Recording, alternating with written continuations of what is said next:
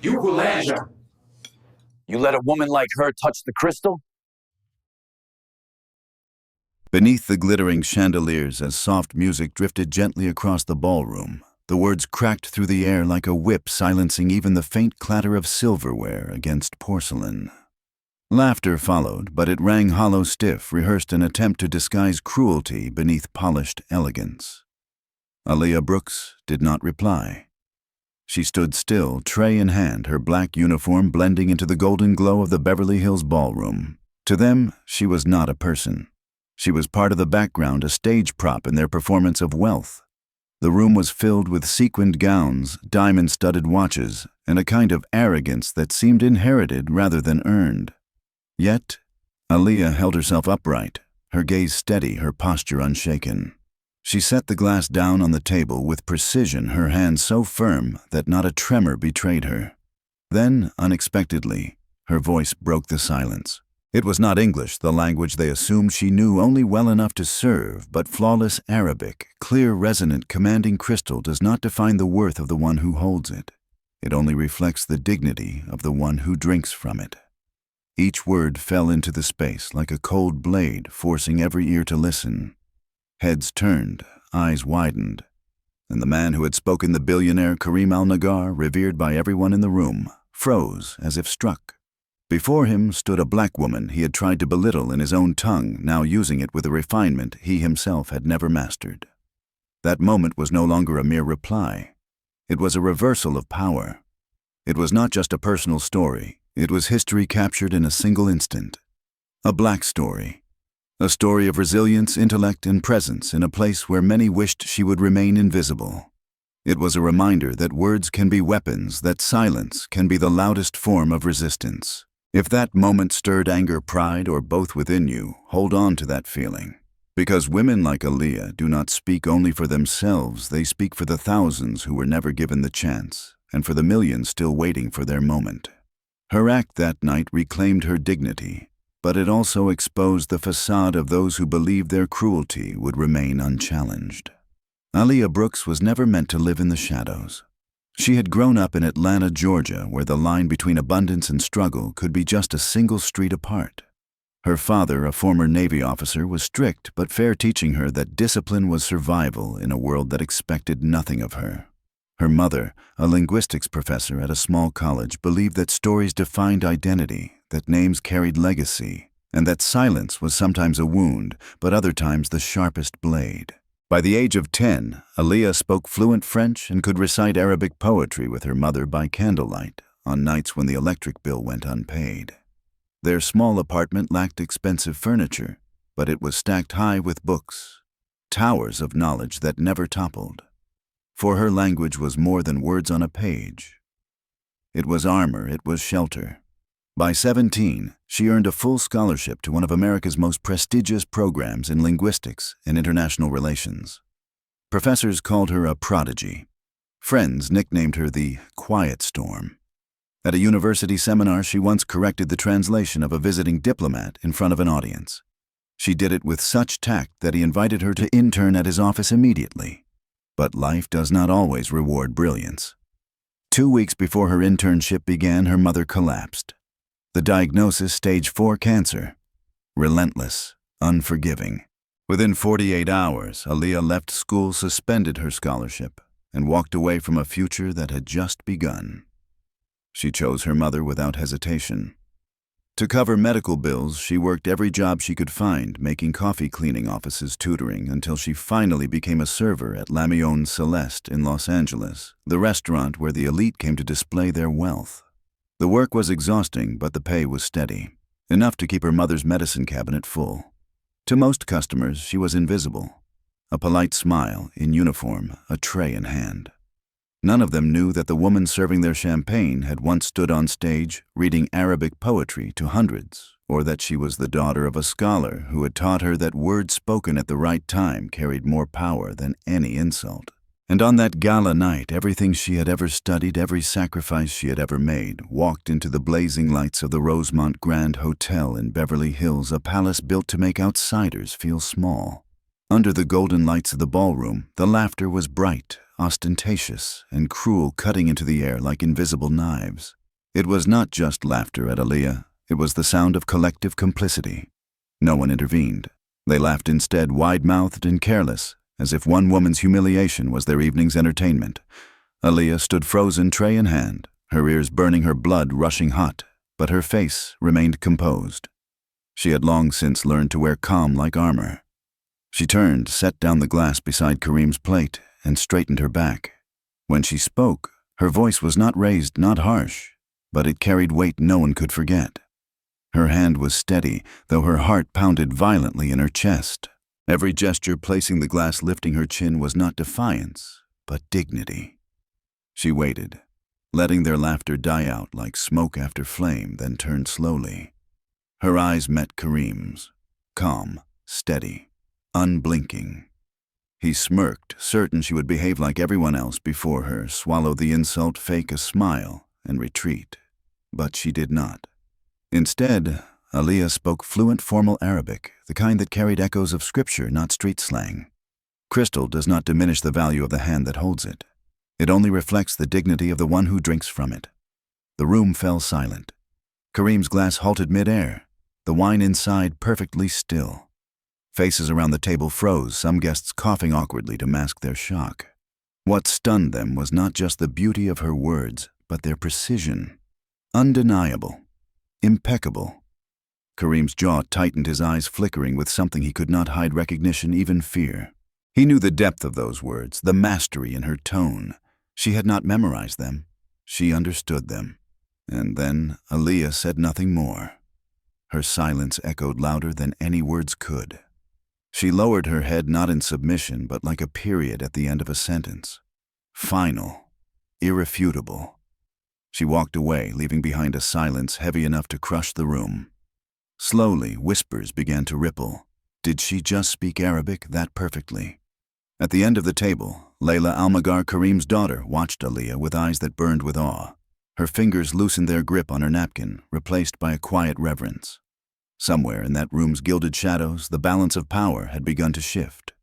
The truth about Aaliyah was never in her apron or her quiet posture. It lived in her past, woven from sacrifice and silence. If one looked closely, they would see it in the exactness of her pronunciation, or the way her eyes flickered when someone misused a foreign word. She had once been a scholar, a rising star in the world of language and diplomacy. By the age of 20, she had stood at a national conference delivering speeches in 5 languages, hailed by the press as a future leader in international relations. Her name was spoken alongside Rhodes and Fulbright scholars.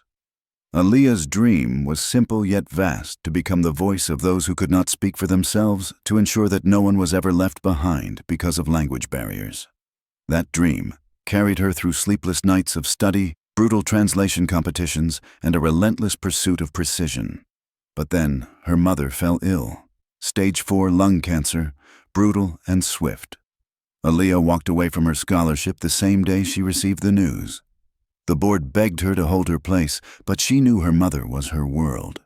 The woman who had read her books as a child, who had taught her the cadences of Arabic, French, Spanish, and English, she was worth everything. Aaliyah spent the next 3 years as a full-time caregiver, taking whatever jobs could cover hospital bills. Language still lived in her, but quietly now hidden beneath prescriptions and medical invoices. When her mother passed away, she never returned to class. Fame, prestige, all of it lost its meaning. Only one goal remained: survival. Los Angeles was expensive, the rent pressing in like a wall that never stopped closing. The restaurant where she worked covered the bills and gave her a fragile space to heal. She thought the scholar in her had been sealed away forever. Until tonight. Until Kareem unknowingly rekindled that flame. The silence after Aaliyah's first reply spread like a heavy fog across the ballroom. Some guests shifted uncomfortably. Others dropped their eyes to their wine glasses to avoid meeting her gaze. But not everyone was willing to stay silent. Victor Mauro, a renowned economist, leaned forward slightly, lips curling into a half-smile. "Poetic," he said, "but let's see if you can do more than string polished words together." Kareem didn't stop him. He even nodded, as though inviting someone else to test her in his place. Victor switched to formal Arabic, his words sharp and layered with meaning. Do you believe the economic boom in the Maghreb is truly sustainable? Or is it only a bubble inflated by foreign interests and fragile infrastructure? It was a question both difficult and deliberately loaded. Every eye at the table turned to Aaliyah, waiting for her to stumble. But she didn't. She shifted slightly, her gaze steady, her face unreadable. Her voice rose calm, and even each word clear as water flowing through stone. She broke down the question piece by piece, cited the latest trade data, referenced a World Bank report from 2 months earlier, and recalled historical precedents from post-colonial North Africa. Her words were precise, yet layered, revealing not borrowed eloquence, but genuine knowledge. For a moment Victor froze, then gave a brief nod. "Impressive," he admitted. A diplomat nearby let out an audible breath, unable to hide his surprise. For the first time that evening, Aaliyah was no longer seen as a server. She had shifted the room with her intellect. In that charged atmosphere, Aaliyah slowly reached into her apron pocket. The gesture wasn't dramatic, but it drew every eye. She pulled out an old envelope, its edges frayed, its paper yellowed with age. Embossed on the front was a gleaming gold seal, the logo of Al Najjar Energy Group. The moment Kareem saw it, his expression cracked. "I found this last week," Aaliyah said evenly, her words carrying the weight of silent years. "I kept it not knowing why, perhaps only to remind myself that it had once happened." She raised the letter, not like a weapon, but like a memory. "This is an official invitation, a scholarship for the summer mentorship program signed by Kareem Al Najjar himself 4 years ago." A ripple of murmurs swept through the room. "I earned it when I was the top student in my department. I was chosen to study under the best. But life changed course. My mother became ill, and I never sent a reply." She didn't need to explain further. The letter in her hand was proof enough. Kareem sat motionless, his eyes locked on a memory he hadn't wanted to face. Aaliyah's voice, steady and unflinching, cut through the silence. "If I had walked into your office back then dressed as I am now, would you have opened the door?" No one answered. No laughter followed, because it wasn't rhetorical. It was a mirror reflecting every bias, every silent judgment made about a person's clothes, their background, their work. She folded the envelope carefully, slid it into her pocket, and returned to pouring water at the table. But the room wasn't the same, and neither were the eyes fixed on her. The silence that lingered was no longer awkward emptiness. It was charged like invisible current beneath the golden chandeliers. For the first time that night, not a single guest dared lift a glass. Among them sat Layla, Kareem's daughter, her hands clasped tightly in her lap. In that moment, she looked nothing like her father. No arrogance, no pretense. Only wide, honest eyes and a weight in her chest she could no longer ignore. She stood. The scrape of her chair against the marble floor cut through the hush. Her steps toward Aaliyah were slow, deliberate. She stopped beside the server, who now moved with quiet poise, and said softly, "I want to apologize. To you." Aaliyah turned, surprised, uncertain whether Layla was sincere. But her voice didn't shake, her posture carried no deceit. This wasn't a performance for the crowd. It was truth laid bare. "I've spent my whole life in rooms like this," Layla continued. "I've seen so many people dismissed because of how they looked, how they spoke, or where they stood. And I stayed silent. That silence made me guilty too." The room stirred. Guests exchanged uneasy looks, their faces caught between shock and recognition. Then, from a nearby table, a woman in a simple navy gown stood. A small diplomatic pin glittered on her chest. Folding her arms, she said firmly, "She's right. We've stayed silent too long, and these rooms have grown colder for it." An older man in a tailored suit rose next, nodding gravely. A young woman in the far corner clenched her fists. Her bright eyes locked on Aaliyah. Even a well-known actor, seated discreetly at the back, rose and bowed his head in respect. Not all followed. Some remained stiff in their seats, thin smiles frozen in place. But the current had shifted. The mocking laughter was gone, replaced by reflection. The smirks had dissolved into unsettled glances. And in the center of it all, Aaliyah no longer stood as a server. She stood as a symbol of dignity, of patience, endured, of truth finally spoken aloud. But power never surrenders quietly. At the far end of the table, a man in a white tuxedo leaned back, arms crossed, lips curled in disdain. "She's a fine speaker," he muttered dryly, "but so is a parrot." His words dropped heavy, met with only a few strained chuckles that quickly faded. Somewhere in the crowd, whisper rose.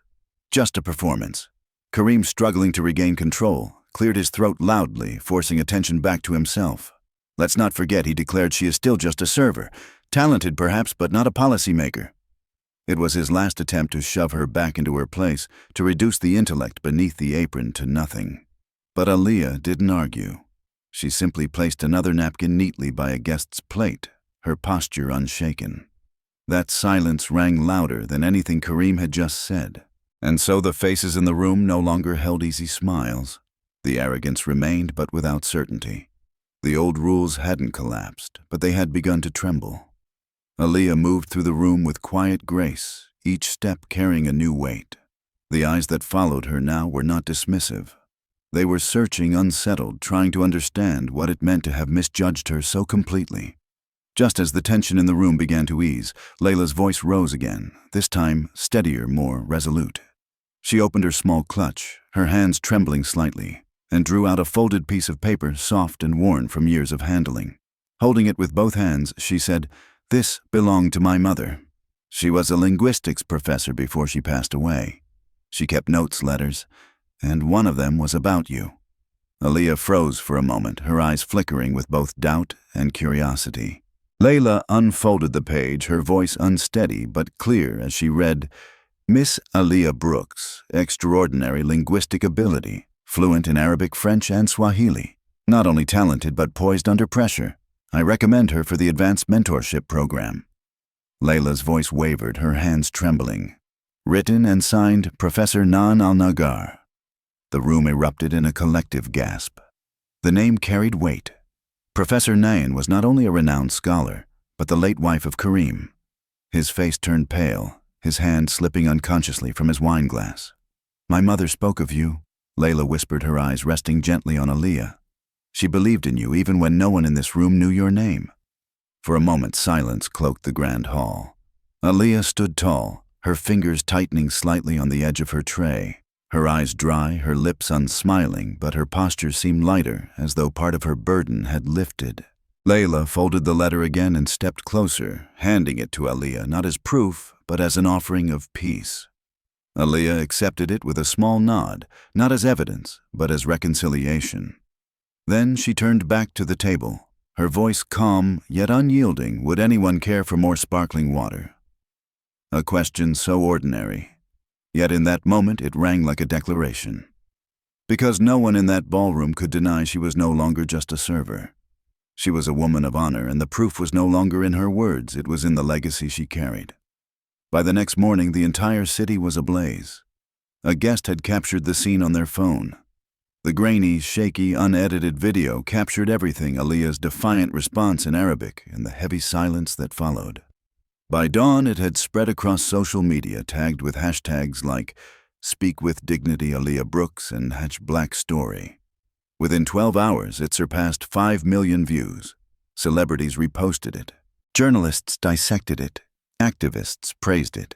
Memes and quote cards flooded the feeds along with thousands of comments. "She said what we've all wanted to say but never dared." One account wrote, "The way she stood tall, goosebumps." Another posted. The internet hailed her as a national treasure, but admiration came with consequences. Kareem Al-Najjar's name was everywhere, but not in the way he wanted. The board of Al-Najjar Energy Group called an emergency meeting. Sponsors withdrew from upcoming projects. A women-led investment fund publicly declined to collaborate. Journalists resurfaced old interviews, raising questions about his past conduct. Kareem did not collapse overnight, but the cracks in his empire were undeniable. Meanwhile, Aaliyah's words spread far beyond borders. The clip was translated into multiple languages, featured on international news broadcasts. Within 48 hours, a non-profit dedicated to education established a scholarship in her name, supporting young women of color pursuing linguistics and diplomacy. All of this happened without Aaliyah posting a single message or holding a press conference. The next day, she returned to her shift as usual. Outside, reporters waited. Customers left flowers, thank you notes, even children's drawings of her as a superhero, her serving tray sketched as a shield. The restaurant manager offered her time off, but she shook her head. I didn't do it to be famous, she said softly. I just didn't want to be silent anymore. That truth resonated deeply. While the world debated politics and power, Aaliyah had found her own peace, a peace born from quiet dignity. A week later, the news cycle spun to fresh scandals. But for those who had been inside the Rosemont Grand that night, nothing would ever be the same. Aaliyah returned to her old job, the same uniform, the same calm demeanor. Yet the way people looked at her had changed. Co-workers who once called her the quiet one now nodded with newfound respect. The kitchen staff, most of them immigrants like her mother once was, began calling her professor. When her manager suggested a promotion, she declined. "I'm not here to climb higher," she replied. "I just want to stand firm." That afternoon, Illa returned. She came quietly, dressed simply in jeans and a shirt. Sitting at the bar, she waited for Aaliyah to pass by. In her hands was a small notebook. "It belonged to my mother," she explained. "She wrote notes about every student, even those she never met in person. She wrote one page for you.